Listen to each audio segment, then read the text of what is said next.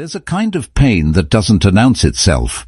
It doesn't arrive with sirens or warnings.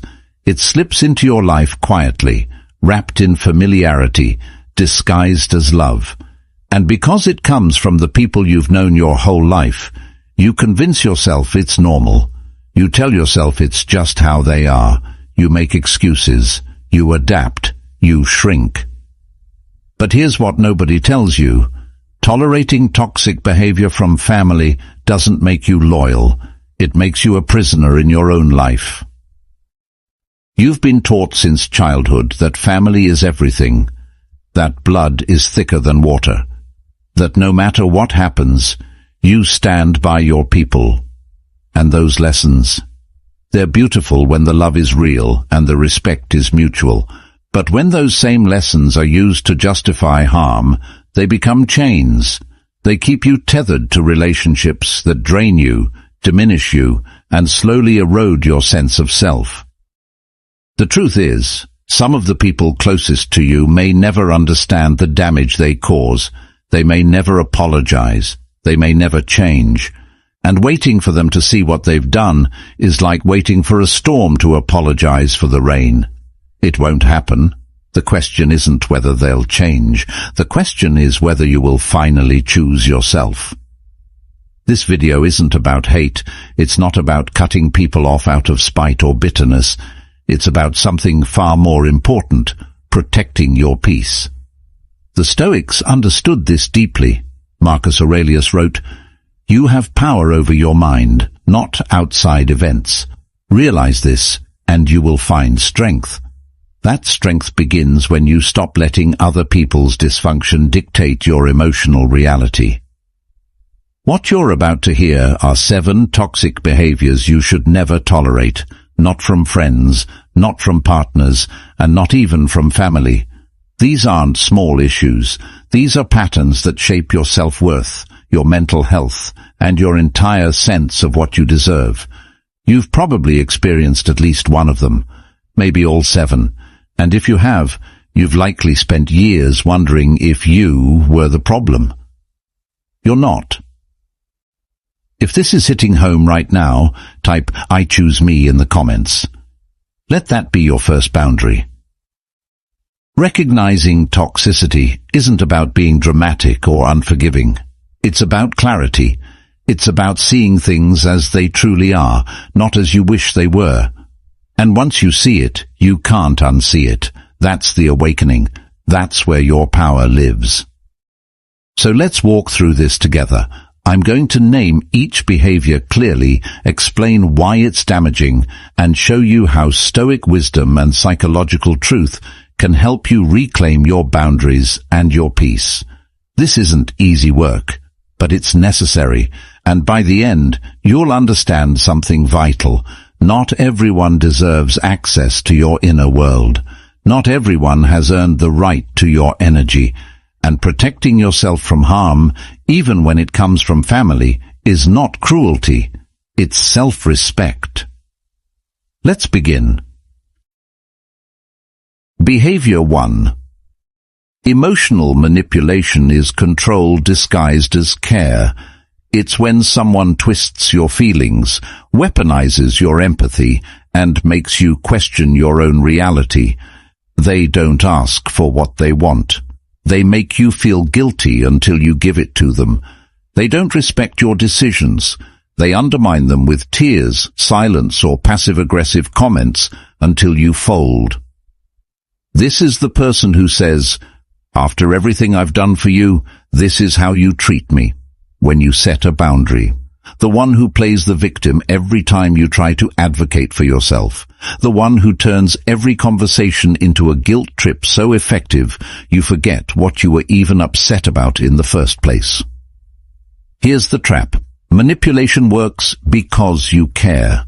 It preys on your kindness, your sense of responsibility, your desire to keep the peace. And over time, it trains you to prioritize their comfort over your own truth. You stop saying what you feel. You stop asking for what you need. You become smaller and smaller until you barely recognize yourself. The Stoics would call this a loss of autonomy. Epictetus taught that no one can control you without your consent. But manipulation doesn't ask for consent. It sneaks past your defenses and makes you believe that caring for yourself is somehow selfish. It's not. If someone consistently uses your emotions against you, that's not love, that's control. And you don't owe anyone control over your peace, not even family. Behavior 2. Disrespect doesn't always shout. Sometimes it whispers. It shows up in the little dismissals, the cutting jokes, the way someone talks over you like your voice doesn't matter. It's the eye roll when you share something important, the sarcastic remark that stings just enough to hurt, but not enough for you to call it out, without sounding sensitive. Chronic disrespect is when someone repeatedly treats you as less than. They belittle your accomplishments, mock your emotions, or ignore your needs as if they're irrelevant. And when you finally say something, they tell you you're overreacting. They tell you it's just a joke. They make you the problem for having feelings. This behavior is insidious because it's often normalized. You've heard it so many times you start to believe it.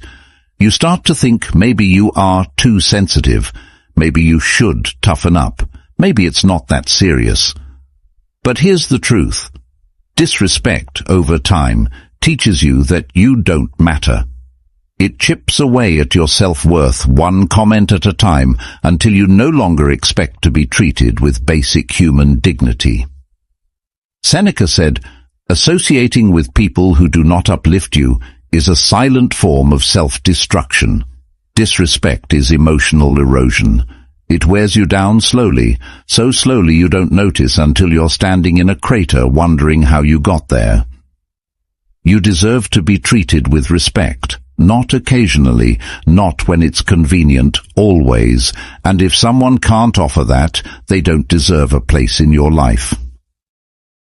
Behavior 3. Boundaries are not walls, they're guidelines. They tell people how to treat you, what you will and won't accept, and where your emotional space begins. But some people see boundaries as challenges, as obstacles to overcome, as things that don't apply to them because they're family. They show up uninvited. They ask invasive questions. They demand access to your time, your money, your energy, your private life. And when you say no, they act wounded. They accuse you of being cold, distant, ungrateful. They make your boundary about their feelings instead of your needs. Here's what makes boundary violations so damaging. They send a message that you don't have the right to protect yourself, that your comfort, your privacy, your peace are less important than their desire for access. And when you're conditioned from childhood to believe that family doesn't need permission, it becomes almost impossible to enforce those boundaries without drowning in guilt. But listen closely. Setting boundaries is not selfish. It's necessary. It's the difference between a relationship built on respect and one built on intrusion. The Stoics understood that you cannot control other people's actions, but you can control what you allow into your life. You have the power to say, this far and no further.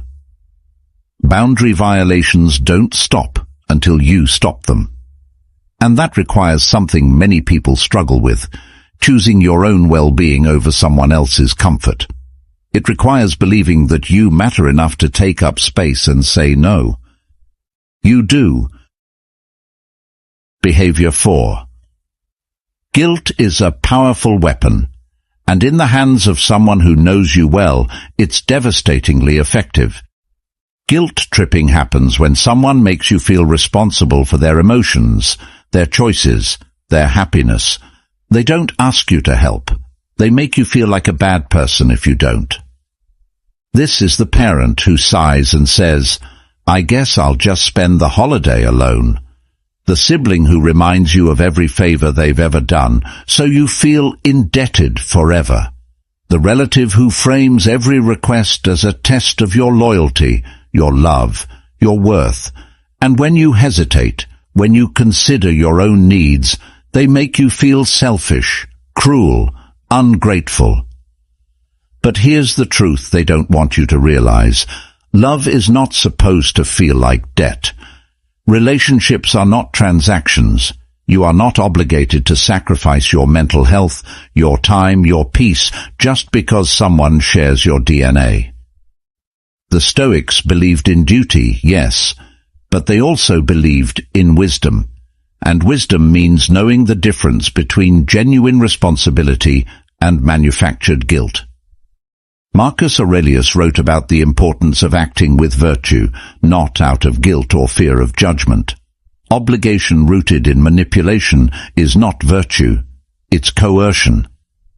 You don't owe anyone your life, you don't owe anyone your joy, and you certainly don't owe anyone an explanation for choosing yourself. Guilt is only effective if you let it be.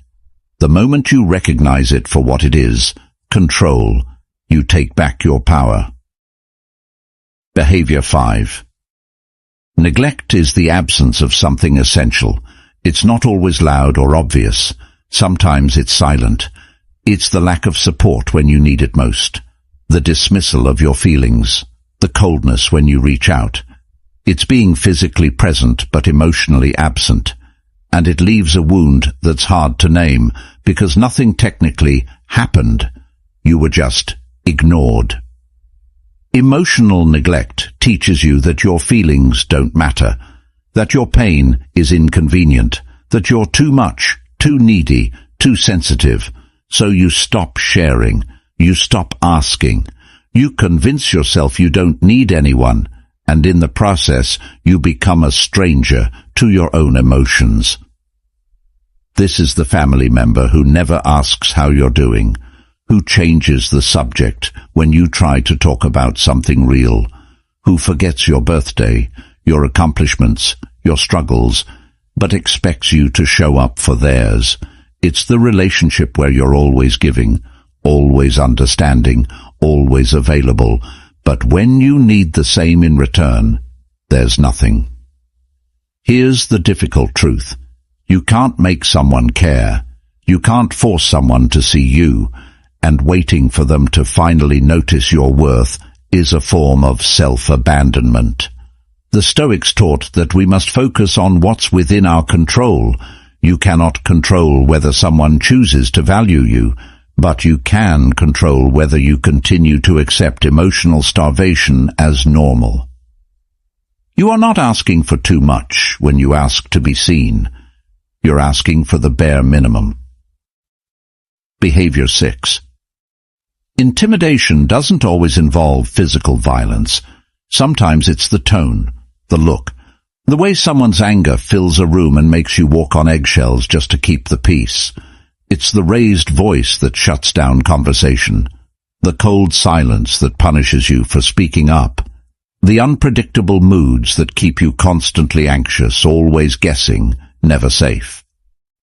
Control is what happens when intimidation becomes a pattern. It's when someone uses fear to shape your behavior, your choices, your life. They tell you what to wear, who to see, what to think. They monitor your actions and make you account for every decision. And when you resist, they escalate. They make you afraid of the consequences of your own autonomy. This behavior destroys your sense of self. It teaches you that peace comes at the cost of your freedom, that safety requires submission, and over time you forget what it's like to make a choice without fear. You forget what your own voice sounds like.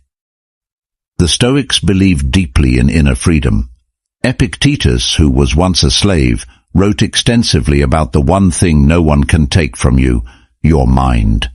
But intimidation tries to take even that. It tries to colonize your thoughts, your feelings, your sense of what's acceptable. You are not obligated to stay in any relationship where you feel afraid. Not romantic, not familial, not any.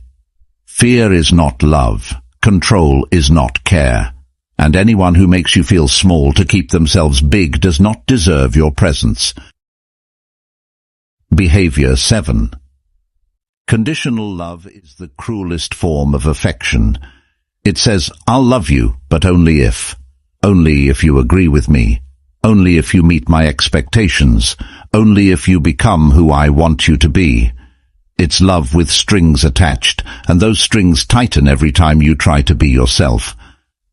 This is the parent who only expresses pride when you achieve something they value, the sibling who only calls when they need something, the family member whose warmth disappears the moment you set a boundary, make a choice they don't approve of, or live a life that doesn't match their vision.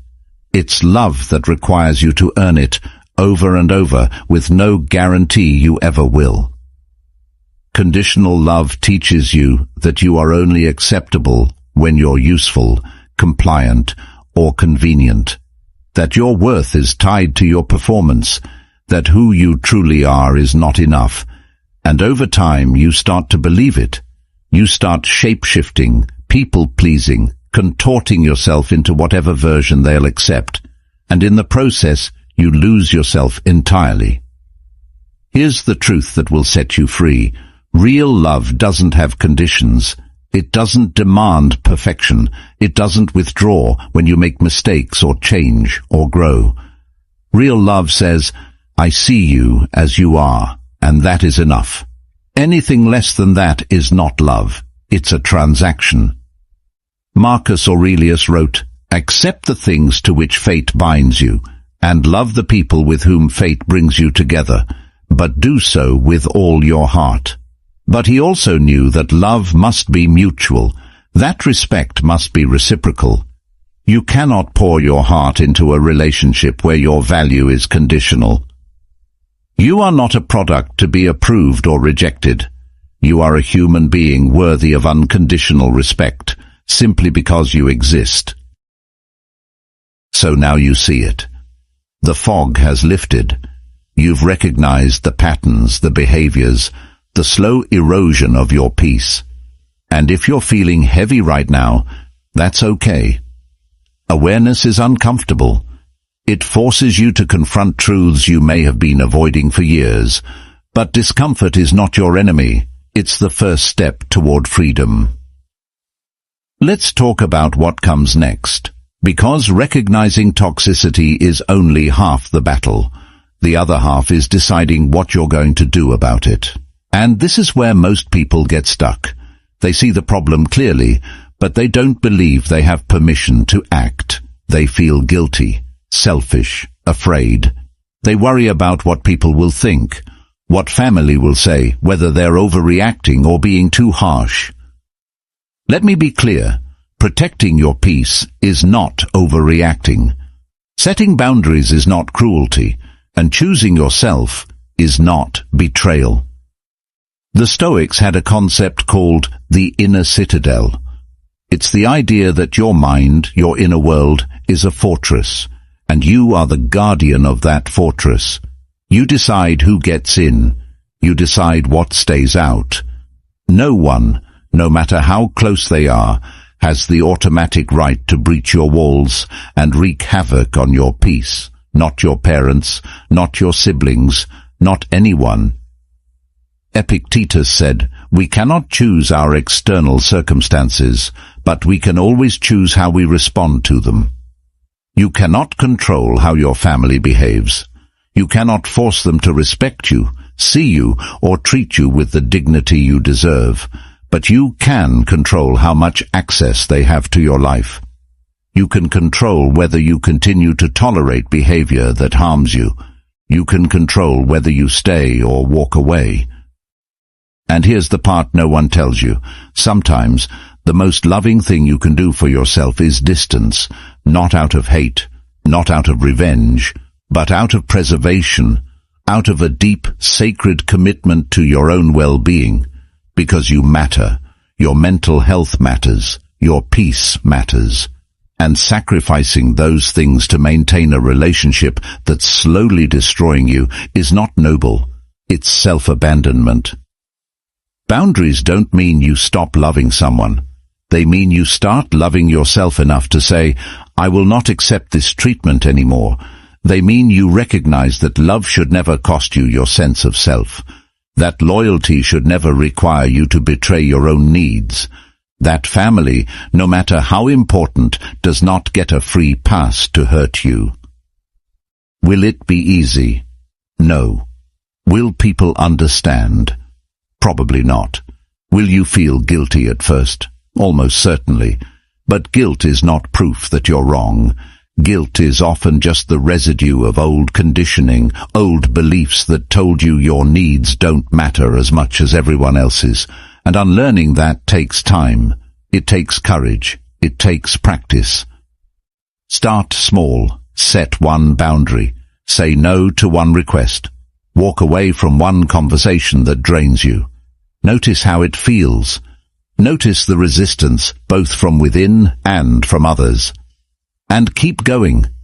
Because every boundary you set, every time you choose your peace over their comfort, you're reclaiming a piece of yourself. You're building that inner citadel stronger. Seneca wrote, "Associating with people who do not uplift you is a silent form of self-destruction." You don't have to destroy yourself to prove your love. You don't have to light yourself on fire to keep someone else warm. And you don't have to tolerate toxic behavior just because the person displaying it is family. You are allowed to protect yourself. You are allowed to walk away. You are allowed to choose peace, even when it's lonely, even when it's hard, even when no one else understands. Not everyone deserves access to your inner world. Some people have proven, through their actions, that they cannot be trusted with your heart. And recognizing that isn't cold. It's clarity, it's wisdom, it's self-respect. So here's your final reflection. Who are you protecting by staying silent? Who benefits from your tolerance of behavior that hurts you? Is it them? Or is it the version of you that's too afraid to believe you deserve better? You deserve better. You always have. And the moment you truly believe that, everything changes. If this resonated with you, if you're finally ready to stop shrinking for people who won't grow, leave a comment below.